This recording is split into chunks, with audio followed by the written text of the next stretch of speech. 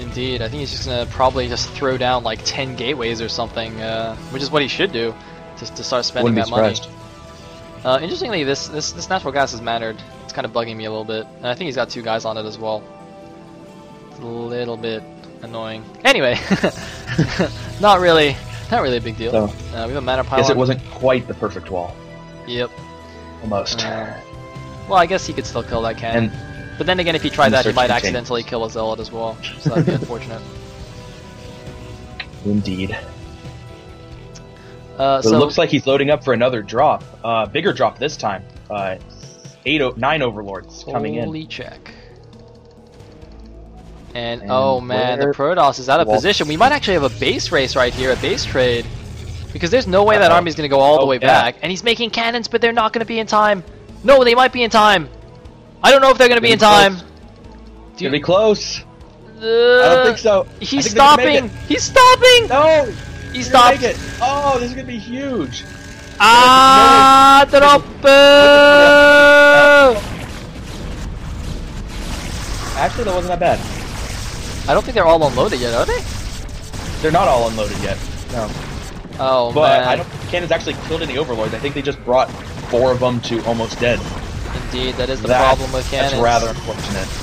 And all the Dragoons getting stuck on the choke point once again. Oh no, stupid Dragoons, come on! Come on, Dragoonies. Wow, SouthPark doing an amazing job here, just keeping Dewalt back. But is it enough? I don't think, is he aware of the 12 o'clock? He's got a control group of units right next to it and he's not attacking it, so I guess he isn't. But, oh man, Dewalt's running in without an observer. He's just suiciding all his units into the lurker field. Oh god, he even stormed his own observer. A second observer is moving in right now, but taking so much damage. Oh god, lurkers. Lurkers are pretty good, yo. Oh my god, look at these units. They're not even in range of the observer. OMG. Meanwhile, it looks like SouthPark are essentially paying for themselves even before you count in the building damage. Yeah, I know. Just for unit trades. I think that's a mistake on Dewalt's part, though, because he shouldn't be just running his army in like that. Anyway. No, certainly not. There's attack going down on the mineral only. It looks like he's going to be able to clean it up just because Dewalt doesn't have the units anymore. He wasted them all trying to clean up his main. It's going to be close. There are a lot of Hydralisks. I think they could take down the Nexus if they were to focus fire it, but it's constant stream of goons. No, the goons are pulling back. They are going to be able to take out the Nexus. They're going to take out everything.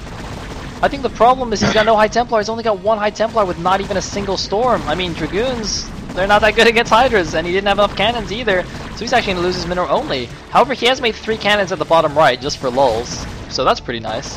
But, he's also floating 3k minerals right now, having lost all his gateways like 5 times. He actually is just queuing up like crazy, and he just can't spend all his money.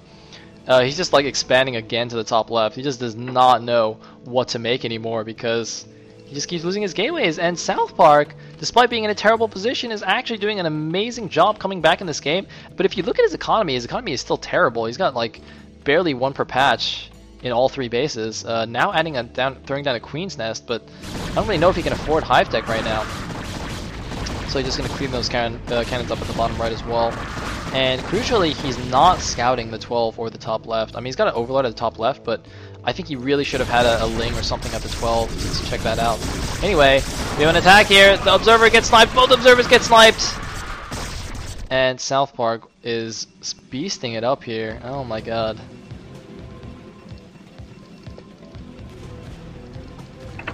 Yeah, very resilient play from SouthPark. Certainly is surprising that he's been able to get back into this game by just continuing to pressure his opponent. And he's been doing it rather smartly. Aside from the first run by, which really did not go his way at all, everything he's done has been really calculated moves and really paying off for him each and every step he's made. And inch by inch he's been able to get to the position he's in now, where I would say he's in the lead. Especially as soon as he finds that hidden base and takes it out, which is just a matter of time, he will be in the lead. Yeah, it looks like he's actually double expanding as well, taking the 6 o'clock and the bottom right, and as you say, if those get up and he becomes aware of the 12 o'clock, you know what I think? I think right now he thinks he's actually winning. I think he thinks he's made a comeback, and he's in a good position because he doesn't know about the 12. But the actual fact of the matter is, it's actually pretty close, I would say. But these Hydras are moving close to the 12 o'clock, and they are going to see it. He's going to see the 12 o'clock, and he's probably going to be pretty upset about that, about not seeing that earlier. Interestingly, all these cannons are at the front. I think he might be able to drop. Well, no, maybe not. I was thinking if he's able to drop a couple of lurkers in the back and just deny the mining, but it looks like Dewalt has actually had enough. He's moving out once again with this army, and SouthPark might engage this time. He's going to catch a shuttle. He's going to catch a shuttle. I don't know what was in that shuttle, but he killed it. And the storm goes down, though. It takes does a lot of damage on the Zealots. Not the best storms in the world. Most of the Zealots have gone down. And Dewalt left with almost entirely Dragoons, 1 Archon and 1 Templar with 1 Storm on it. But that's a ton of cannons at the 12, so that's going to be fine for a while, I think. But he's only got 2 guys on that gas, though. Oh, no. Wait, does he have 3?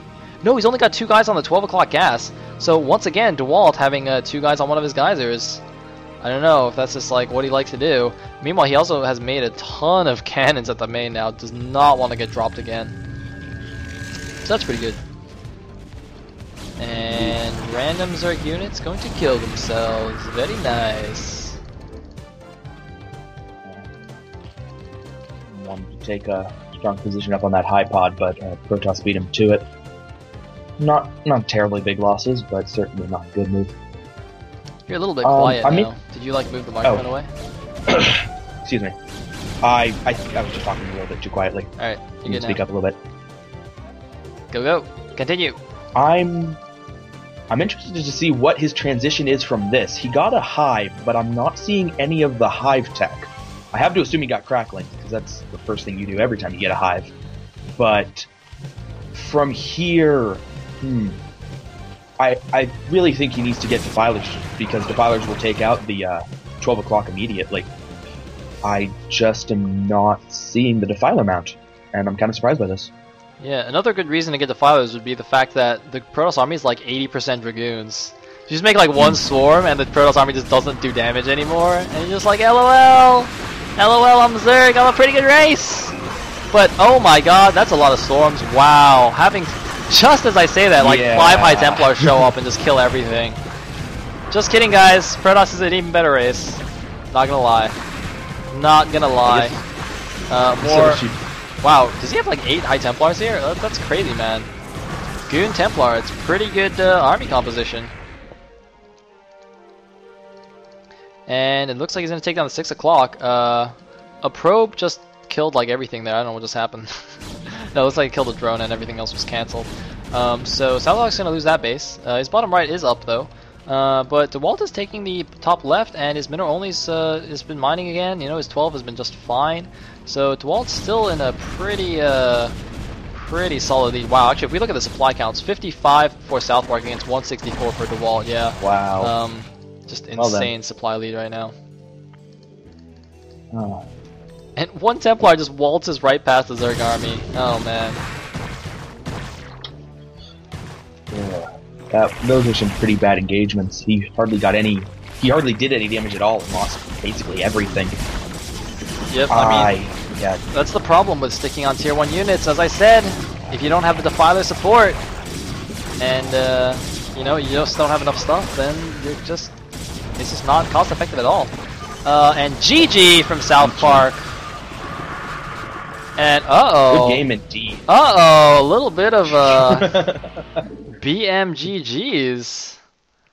So Dewalt is gonna take the series 2-0 here against SouthPark, a very strong Zerg player. So wow, very nice job by Dewalt, and that's gonna put Russia up 3-2 over Poland.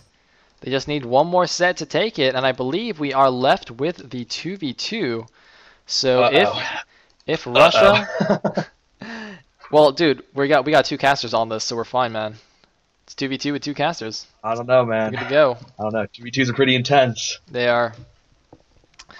Right. So yeah, I mean, if Russia takes the 2v2, they will win the Nation War 4-2.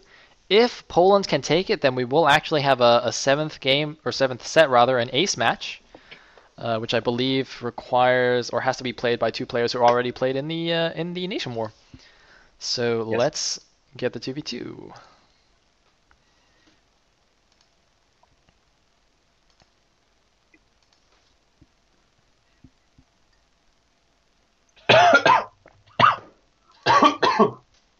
Yeah. Done die on me. I need you, man. I wasn't sure if you could hear that. Yeah, I'm a little bit under the weather right now. It's alright, But we'll get through this. I'm pretty sure it has more to do with me talking for 7 hours straight for the first time ever. Yeah, More than me being you sick. started casting like at the same time as I did, right? A little bit earlier, because I started casting when you were playing your games. Oh, that's right, right. So yeah. Oh So man. yeah, well, you do this all the time, man. The longest I've done a cast before this was like 3 hours. That's cool. Props So- to you. See, now you're manning up. You're becoming a real caster. Yeah. I'm working my way up. It's like trial by fire right now.